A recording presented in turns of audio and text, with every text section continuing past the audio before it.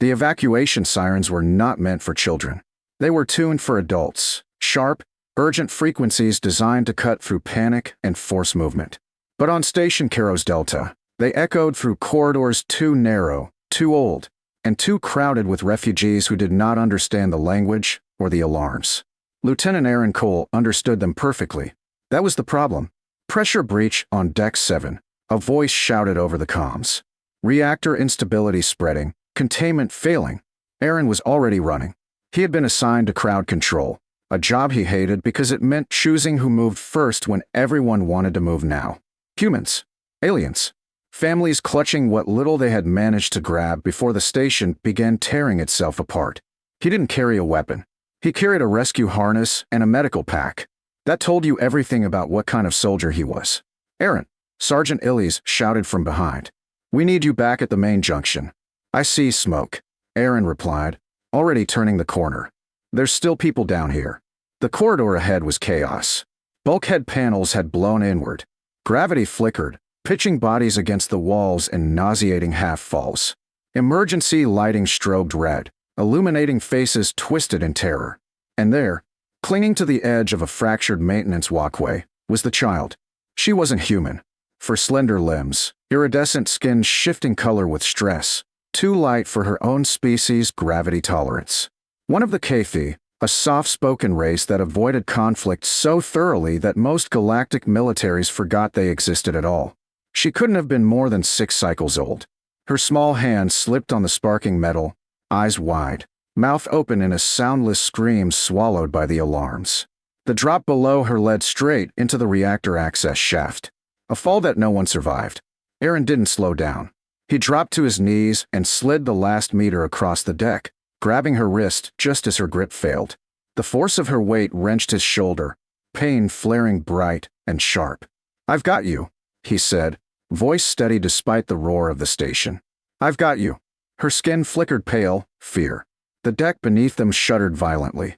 Cole, Illies yelled over the comm. Deck 7 is lost. You have to pull back now. Aaron looked at the child.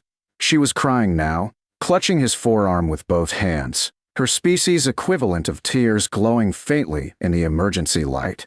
Hang on, he told her, adjusting his grip. I can't, Illies said urgently. Reactor's going critical. That section's going to blow. Aaron looked down. The maintenance walkway had partially collapsed.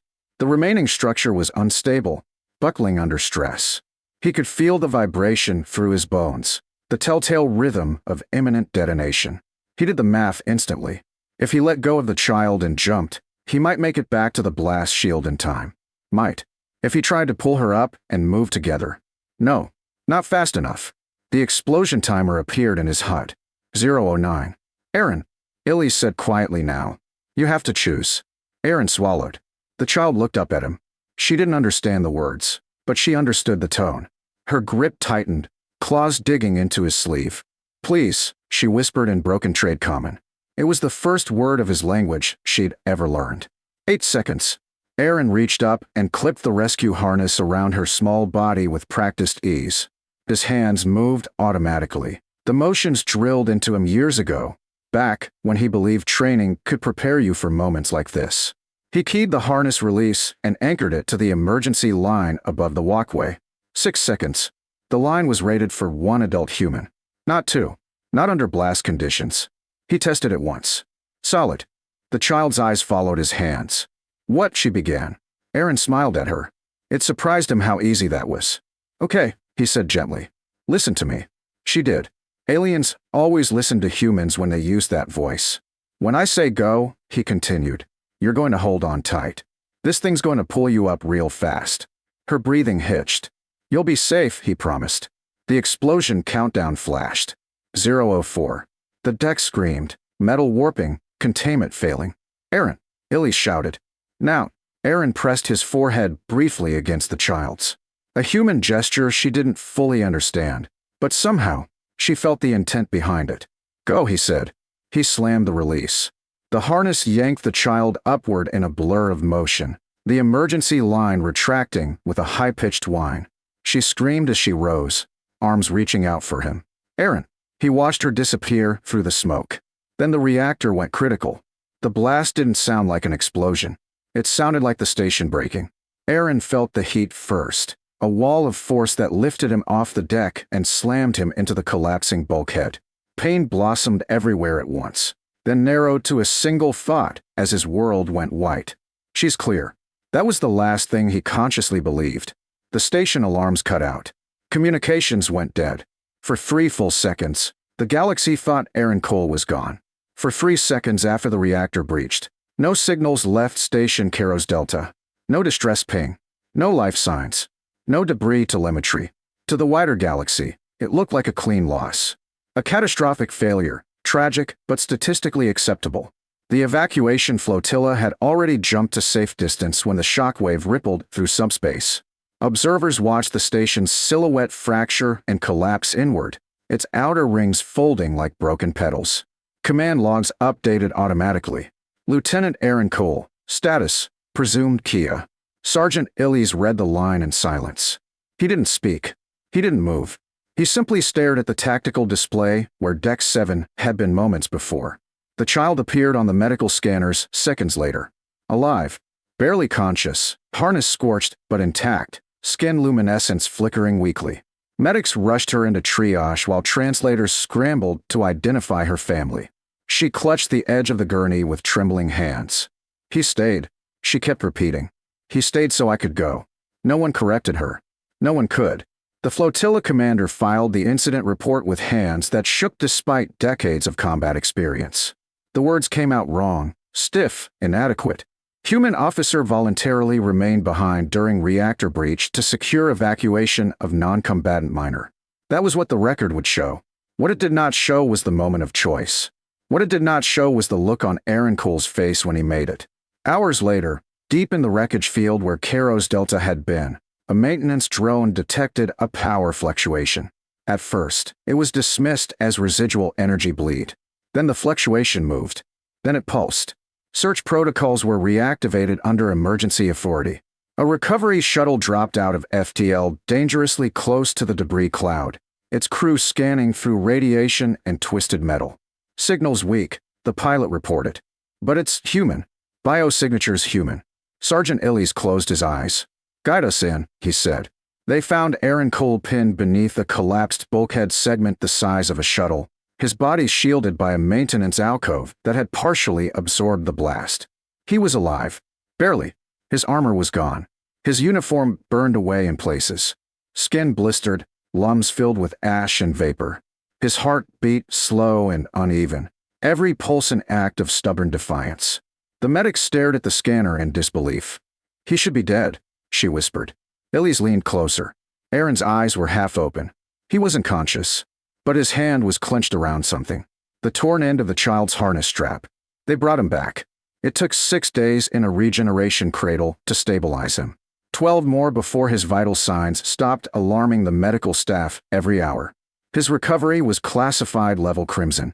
The kind reserved for Events Command didn't yet know how to explain. When he finally woke, the room was quiet. Too quiet. No alarms. No shouts. No hum of engines. Just soft medical lighting and the faint sound of a heart monitor. Aaron blinked. His throat felt like sandpaper. "Did," he croaked. A figure leaned into view. Sergeant Illies. "You don't get to ask questions yet," Illies said hoarsely. "You get to breathe." Aaron swallowed painfully. "The kid," he whispered. "Did she?" "She's alive," Illies said immediately. "Safe. With her family." Aaron closed his eyes. A single tear escaped before he could stop it. "Good," he murmured. Illies sat back hard in the chair beside the bed. "You know," he said, voice tight. "Most species don't do that."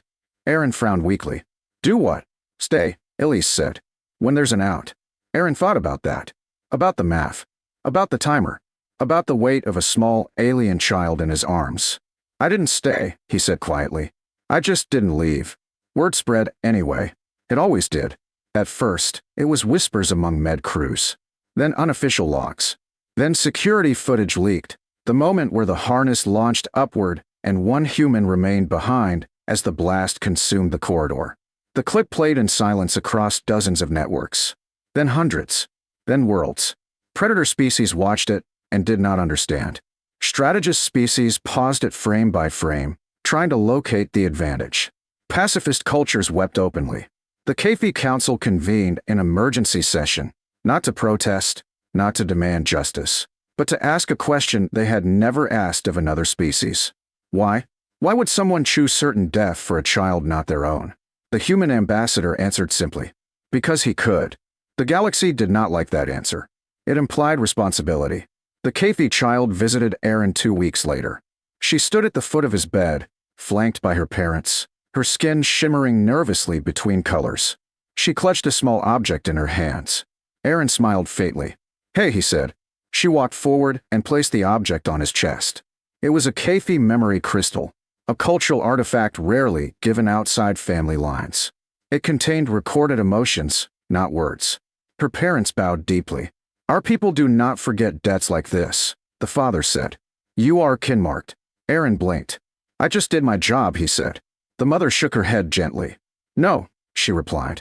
You did what the galaxy tells itself is impossible.